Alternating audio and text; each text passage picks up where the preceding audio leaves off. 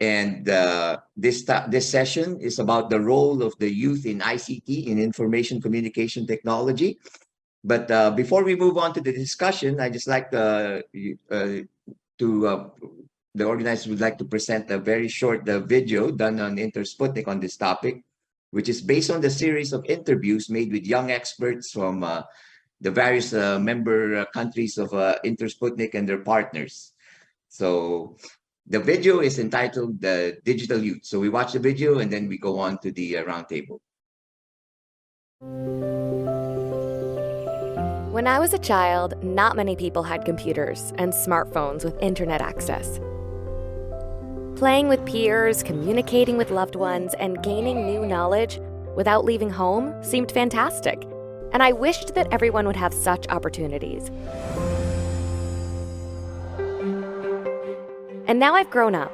I live in the heyday of digitalization, but the digital divide in the world is still apparent. According to the International Telecommunication Union, in high-income countries, 87% of children and young people have an internet connection at home, with only 6% in the rest of the world. The digital divide is especially noticeable in developing countries. This problem remains to be solved, and today's youth will lead the world to a digital future. Thèse qui dit que les jeunes sont des natures numériques. Ils n'ont pas faute, c'est normal, parce qu'ils sont nés dans la technologie. Et cela fait d'eux des leaders. Ils ont besoin d'une formation de qualité. They need to study a lot, acquire new knowledge, and develop skills in the digital sphere. Due to the intensive use of ICT, digital skills are required today throughout the world and in all sectors of the economy. That is why in their social development and mastering of their future profession, young people should receive a wide variety of digital knowledge and experience. They need to know the point-out tools such as the social networks, cloud storage, big data, mobile technology, and the Internet of Things, so they can utilize them in day-to-day business operations. Today, many countries, international organizations, scientific, social, and commercial institutions are developing strategies that help young people develop digital skills and ensure their full integration into the digital society. Digital technologies help not only to increase the level of education and reduce youth unemployment, but also contribute to the socioeconomic development of countries as a whole. Technology nowadays is more prevalent than before and has become a necessity in our day-to-day lives. I work for the Intersputnik International Organization of Space Communications. It includes 26 countries, and more than half of them are developing ones. Intersputnik is striving to reduce the digital divide and improve the quality of life of people around the world, with a particular focus on youth support and interaction with young professionals from member countries. In our activities, we use cutting-edge developments and focus on the youth strategy of the International Telecommunication Union. This strategy focuses on encouraging youth participation in industry programs and events, promoting the youth ICT policy to empower young professionals, finding and assistance of talents, and maintaining a constant dialogue with young people to discuss specific measures to address pressing industry problems. It is fundamentally important to ensure the interaction of young people with the older generation in order to transfer experience and share knowledge, to help young people develop leadership qualities, inspiring them with vivid living examples. This is a prerequisite for the development of new generations, and hence the entire modern society. Cette illumination serait très importante. Pourquoi aujourd'hui nous devons créer un monde uni où on doit faire traverser les informations de chaque bout du monde, c'est-à-dire relier tous les coins du monde et aussi relier toutes les générations passées aux générations actuelles pour que ces deux générations parlent du même langage. Space technology has always been a driver of science and high-tech products. The current level of innovation implies a high rate of change in the markets, technologies, and consumer culture. Previously isolated industries are now using single-access, converged platforms to integrate smart city, IoT, gaming, C2C, and 360 video applications. An important aspect of content-centric networks is the unlimited and timeless absolute data availability provided by satellite communications. Satellite connectivity is well positioned to take a central role in industry ecosystem. With satellite offering homogeneous coverage irrespective of the topology or train coupled with affordability, the digital divide will reduce dramatically, if not altogether eliminated. The main area of Intersputnik's activity is satellite communications. It is important for us that young digital professionals around the world understand its important role in the digitalization of the economy and achieve global digital equality and be involved in these processes as efficiently as possible. I am confident that the new generation will succeed in providing unlimited digital opportunities to all inhabitants of our planet.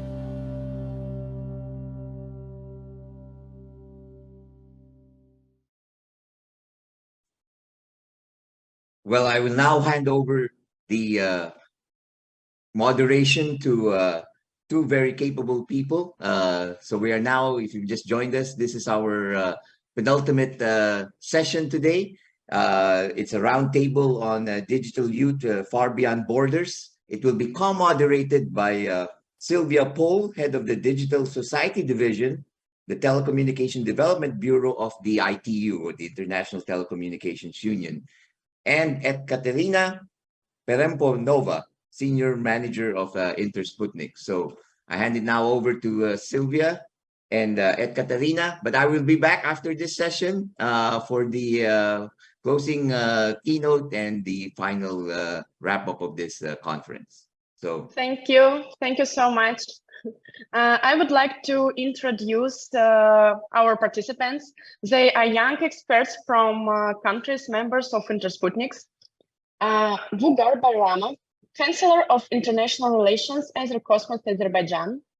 Bogdan Daria, graduated student, Belarusian State University, the Republic of Belarus. Baldan Sambu and Amgalan, Senior Officer, the Ministry of Digital Development and Communications, Mongolia. Darina Vdovina, student, Moscow State University, Russia.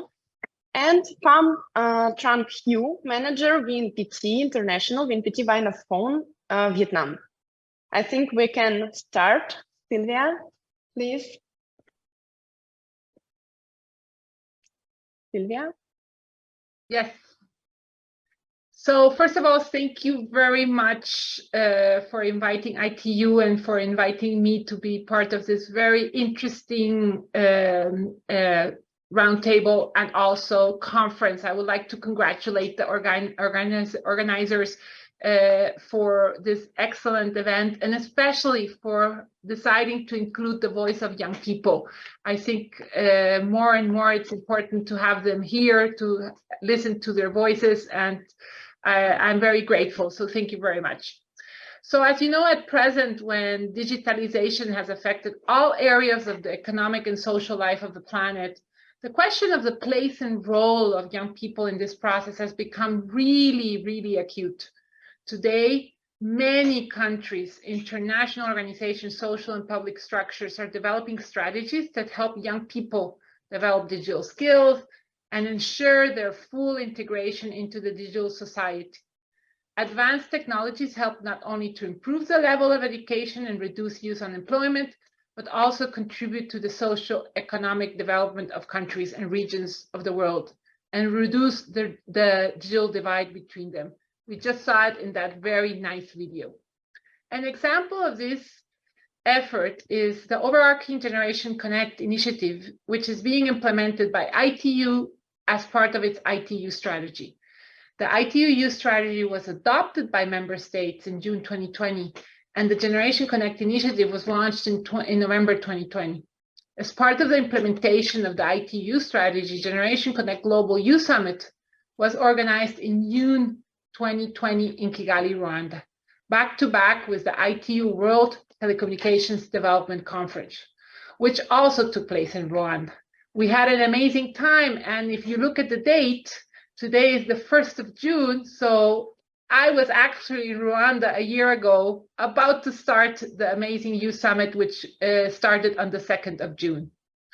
The aim of the Generation Connect initiative is to engage the world's youth in today's digitalization process and encourage their participation as equal partners alongside its leaders to provide opportunities for young people to acquire digital skills and knowledge and to advance their vision of the digital future.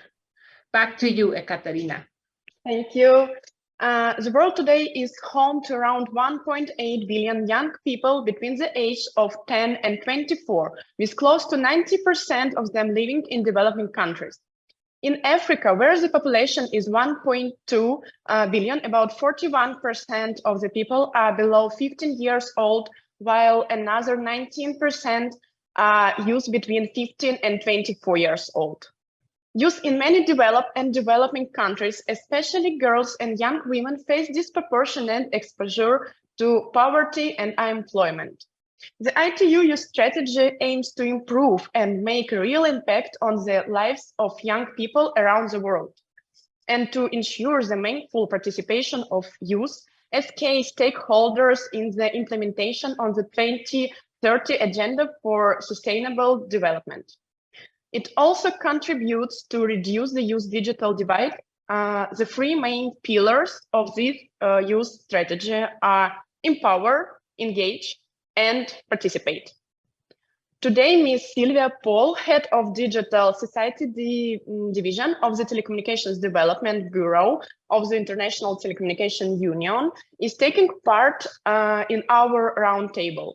We would like to ask you to tell us in more detail in how the ITU works within the framework of the youth strategy and what project it is implementing or planning to implement to develop digital skills among young people and to eliminate the digital divide in different regions of the world.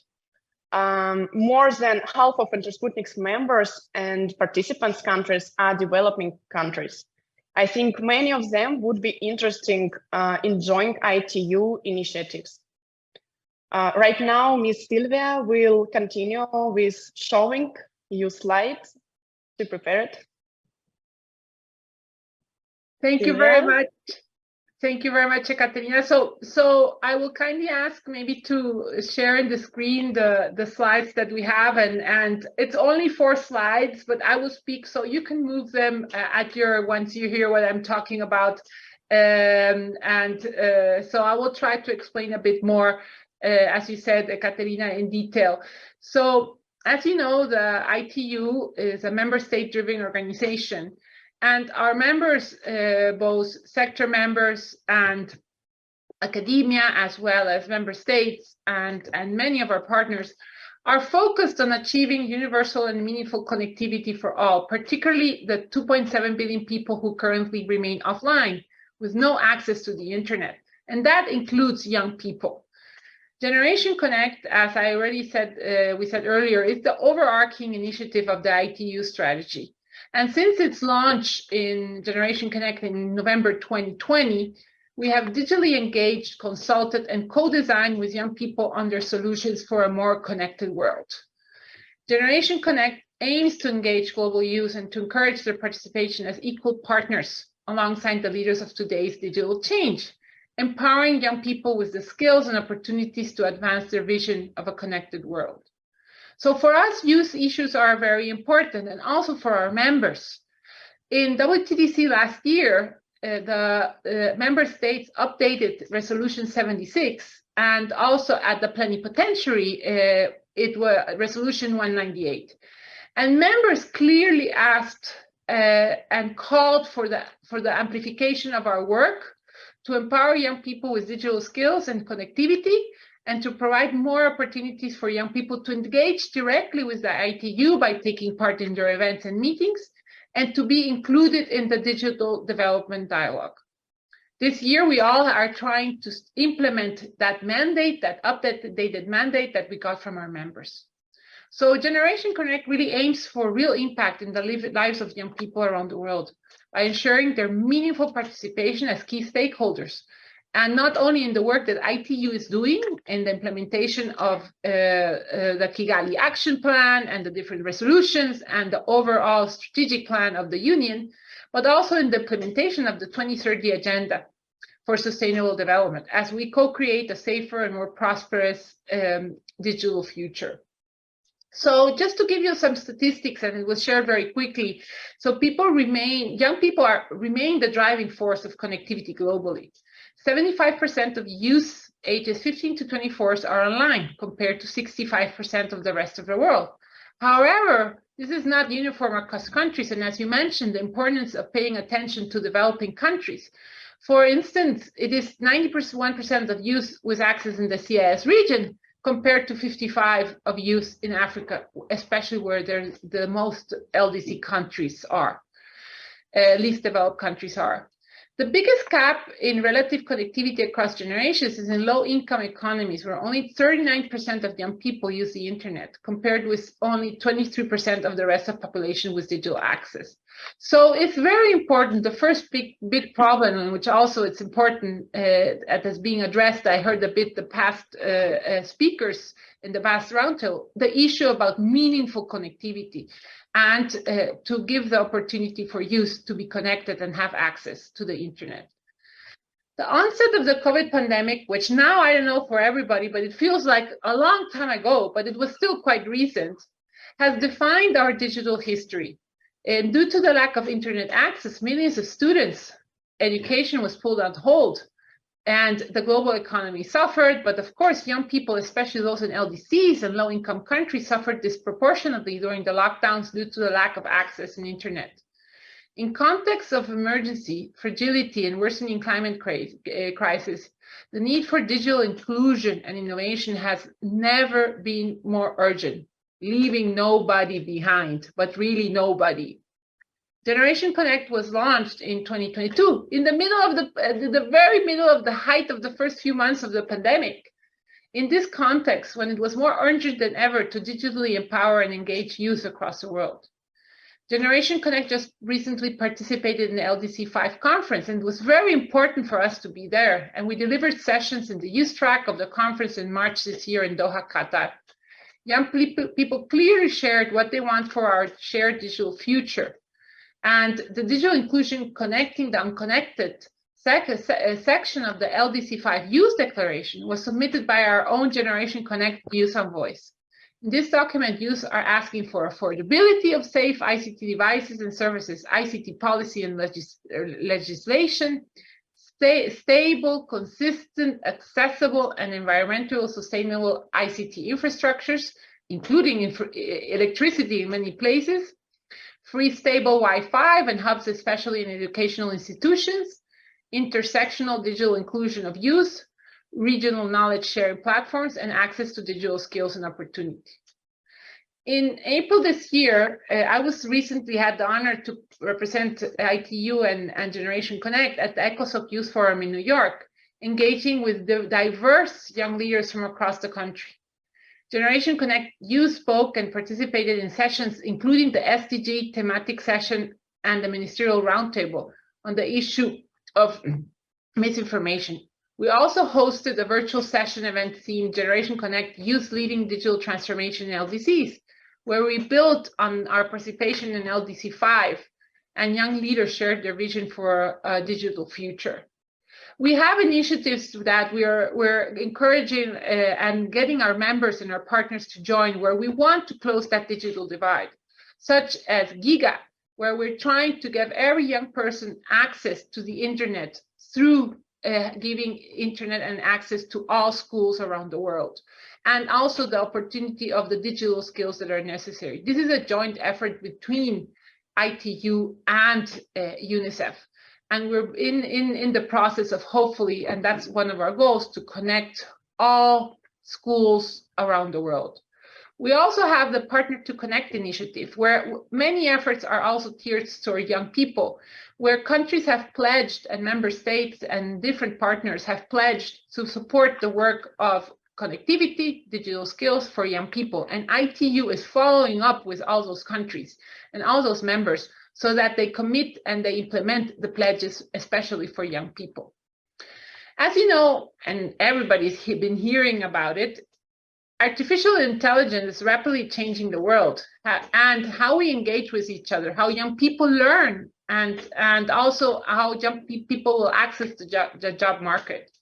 We have recently created a Generation Connect and AI for Good Youth consultation group to engage, brainstorm, and co-design with youth on AI topics and initiatives. Bringing the youth perspective in our partnership with AI for Good, we will have a session at the upcoming AI for Good Summit in Geneva in July. And we recently collaborated with the team on an intergenerational webinar where students and professors discuss ChatGPT and the future of education. We've also recorded a Generation Connect podcast episode. I invite you to listen to all our podcasts, but this one recently on the topic of AI. So we have a call to action. And the world is currently facing critical challenges, including recovering from the global pandemic, economic decline, and climate change. And young people are disproportionately affected by all those things. Young people should be included in the decision-making process of the policies, which will ultimately affect them the most. So what's next? Let us all take this conversation forward beyond this room. Young people, stakeholders, UN agencies, let us take this conversation forward in our communities and offices. Let us continue to listen to youth. Let us really work together. And I also invite all youth interested in engaging with ITU to join Generation Connect. Go to our Facebook page, to our Instagram page, and join and see all the opportunities that we offer young people of activities around the world. And I would be happy to share the very nice video that you have just presented with our Generation Connect community. So meaningful engaging youth now will only bring us closer to finding concrete solutions to the pressing global challenges today and in the coming years. So together, let us further amplify youth voices for a safer, more inclusive digital future where no one will be left behind. Thank you very much. Thanks, Sylvia. To participate in our roundtable, we invited young specialists from Intersputnik's member countries and partners. Some of them participated in a recent video survey on topics discussed at the Youth Summit in Rwanda. Excerpts of survey we included in the video that we have seen in the beginning of our session. Today, we would like to continue this discussion and hear the opinion of our participants on a number of issues from the Youth Summit. In particular, the interaction of different generations in creating the future of our planet was one of the main topics of the summit. Dear participants, in your opinion, how important is this interaction between the older generation and young people in the process of eliminating the digital divide in the world, and why? We can start with Bogdan Daria, please. Thank you very much, Ekaterina, for giving the floor to me. So first of all, I would like to share a words of gratitude for everyone who is watching us and for organizers for inviting me to participate in this wonderful roundtable. And before I go with sharing my views, I would like to say that that's all personal opinion. And I think that the key to eliminate digital divide between countries and between youth and older one is dedication. And this dedication is based on value. The value we see or we not see in using digital technologies and in expansion of their usage all over the world. Because for some people who are young one, that is cool to watch something on your watches, yes, or to call from your watch. But from those who are more adult, yes, more older than we are, sometimes for them that is new technology is connected to bias. To use this, they are reluctant to do something because of some fears with personal information usage or transmission of their personal feelings or whatever they might put into these new technologies. But as previous speakers in earlier sections rightly pointed out, currently we use digital technologies not only to be able to look to watch TikTok videos all over the world. We use this to be able to call emergency in a desert, in the mountains, in a forest. We use this for television medicine. We use this to be able to connect with our families, not only with voice, but also with video. And I suppose when we transmit this value from our youth bottom to the top of older one and for this generation who actually has resources, So that is the key to minimize this digital divide and to make everything possible currently to unite our world with usage of technologies. That is my evaluation. Thank you. Thank you, Daria. Fan Trunk Hugh, you can continue. Yes.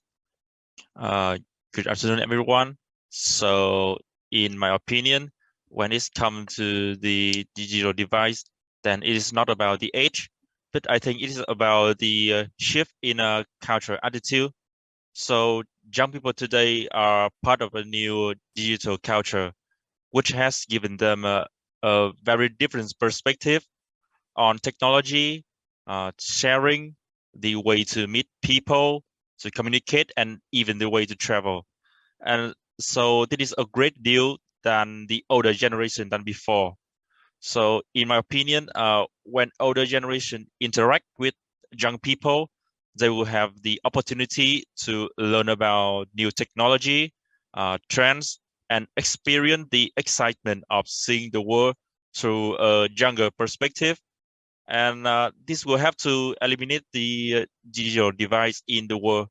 So that's my opinion about the question. Thank you, dear. Yes. Galan, if you can start. So thank you, Katrina. So digital divide is happening in the world everywhere. So it happens in geographically, but in this time we are talking in point of the age group. Of course, the collaboration between the young and older generations are very important to eliminate the digital divide. So in this regard, I would like to highlight 2 points. The first point is experience and knowledge sharing. You know, older generations have always more and more knowledge and experience in any field than younger people always. So most of the, elderly people live it through the development and advancement of any technology. So hence, from this point, and older generation can guide youngsters to use that technology in appropriate and good way. This is the 1 point. Then another 1 point goes to the overcoming fear and resistance. On the other hand, elderly people, in some cases, they are resistant or hesitant to adapting new technologies. So because of unawareness and some mysterious older generation sometimes afraid of using the new technologies. So on the contrast, younger generations are good at utilizing that new technologies and digital platforms. So in this case, they can collaborate each other. So younger generation can advise to their parents how to use that digital technology, like social platforms, even the TikTok, anything else, etc. So, for example, younger generations are very good at protecting their private information in social medias and cloud environments. So they can advise their parents, uncles, and aunties how to protect their information privacy in digital realm. So this is the point I would like to mention. Thank you. Thank you, Amgalan. Thanks to everyone for your answers. Sylvia, you can continue. I prefer to mute myself for a minute, so thank you very much. So at the summit, and there was an interesting thesis which was voiced that young people as digital natives, but it doesn't mean that they're necessarily digital leaders. What do you think they need to be to become digital leaders? So I would like to have, I think we have the answer of Darina and Bugar. So maybe we can start with Darina. Thank you for the question. To my mind, firstly, they need to study a lot, acquire new knowledge, and develop skills in the digital sphere. Secondly, they need to acquire practical skills, participate in development and implementation of projects and startups using digital technologies. Of course, it is extremely important for the development of leadership qualities that young people are allowed to participate in decision-making, not only at the level of enterprises and organizations where they work, but also at public and social levels. This expands their opportunities and increases their responsibility. Thank you very much, Sharina, for being very precise and very concise in your answer. So maybe Vugar, please. Yeah, first of all, thank you so much for the invitation. It's an absolute pleasure to be here and be able to share ideas, thoughts, and let alone vision that we have here at Other Cosmos. If you don't mind, I'd like to use this platform also to invite all of you to International Snowflake Congress that will take place this year in Baku. So any help or assistance you might need down this road, please just contact me. I'll leave my email in the chat box for further inquiries.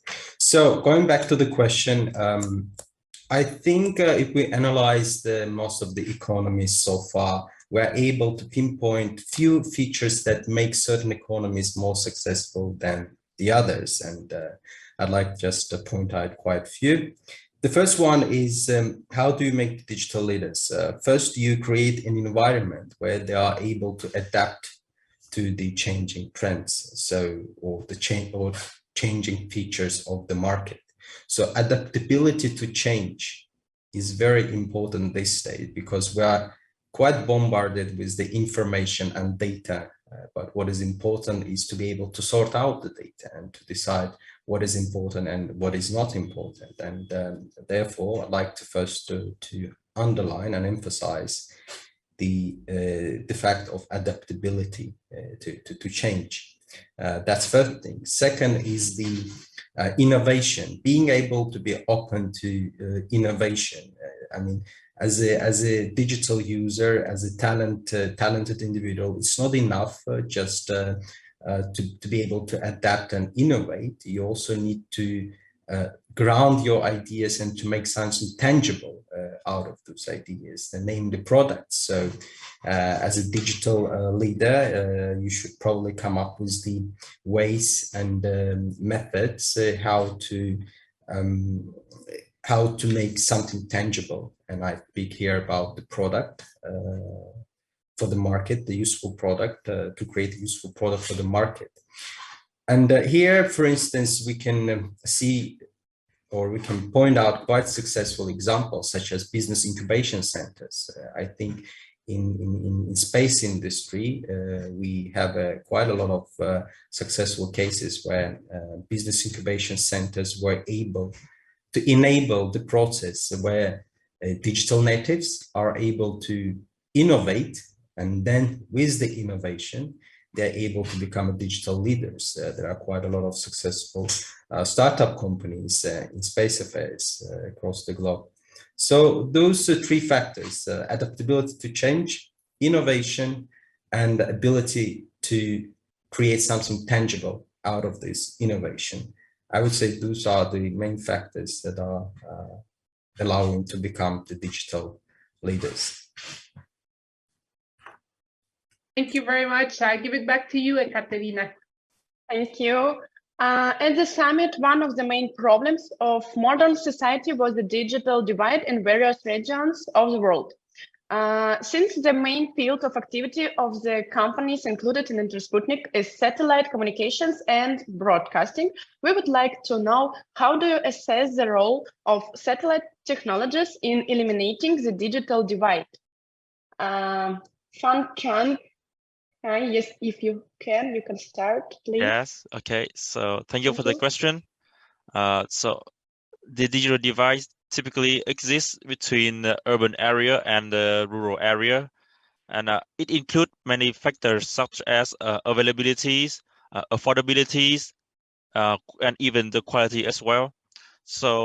But luckily, with the development of the satellite technology, the digital divide is no longer a problem that can be solved.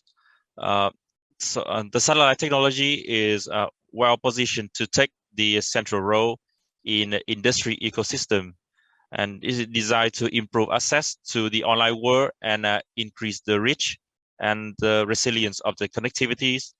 For example, in Vietnam, we use the Vinasat, or the Vietnamese satellite, to provide service such as broadband service connection, telephone communication, and the television signal to remote village.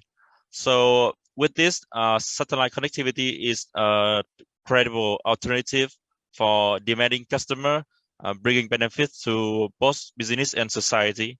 So that's my opinion. Thank you, dear. I'm Galan. Maybe you can continue. Yeah. So thank you again. So there is no doubt that satellite communication is the most efficient tool to eliminate that digital divide, specifically in the isolated areas. So I also want to highlight its characteristics. The first one is broad coverage.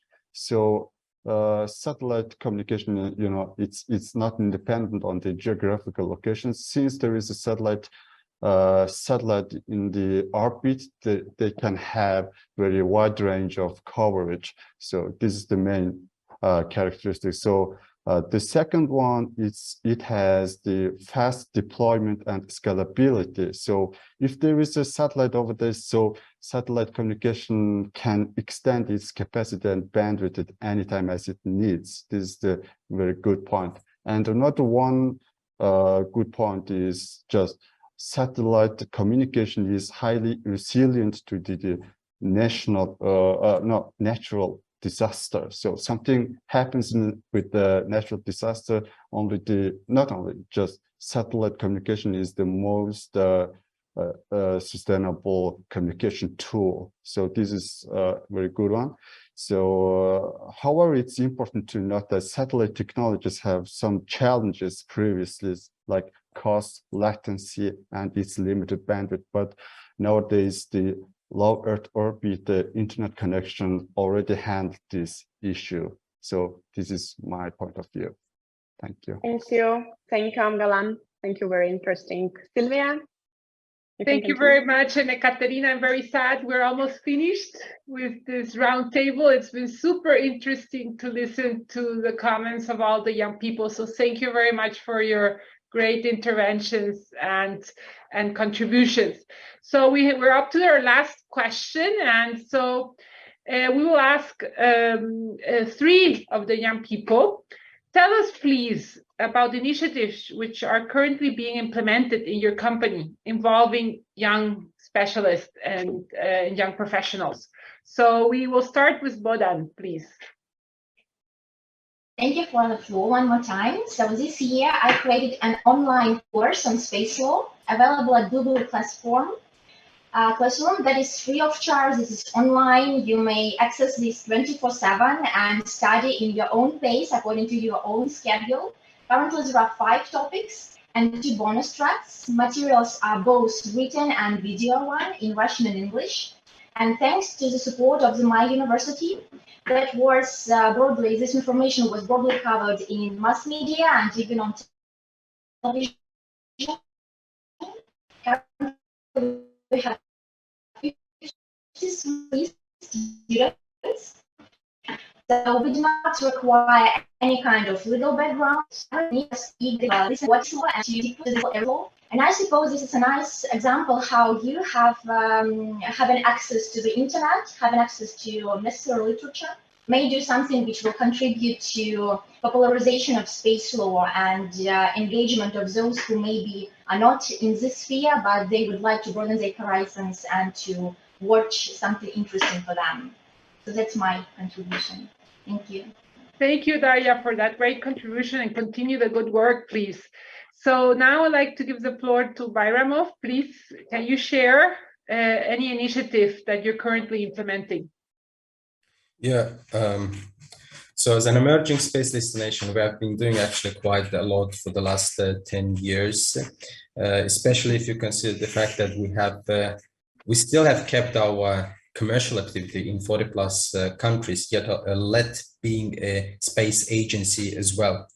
As such, we've committed ourselves to one of the global initiatives, and that is applying green policies to our corporate culture. And it's been almost a year since we've been working with the United Nations Global Compact on identifying first of all, the needs on what the typical or usually the space agency might need in order to apply green policy into their corporate culture. It is comprised of two components. The first one is the equipment, what kind of equipment you may install, especially at your satellite ground control stations. And one of the interesting findings we've been able to come up with was that you cannot install actual wind turbines at your satellite ground control stations because they somehow interfere with the signals you potentially send to the satellites.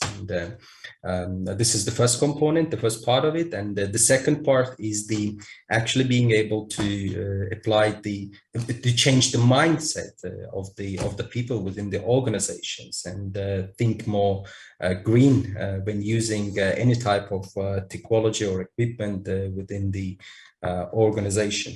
We will share our findings at the Congress, and together with the United Nations Global Compact Initiative, we'll share all the details of our research, including the feasibility report. And I think it will be very useful for other space agencies as well, because there are not so many actual space agencies doing green policy and applying green policy applications to their organization.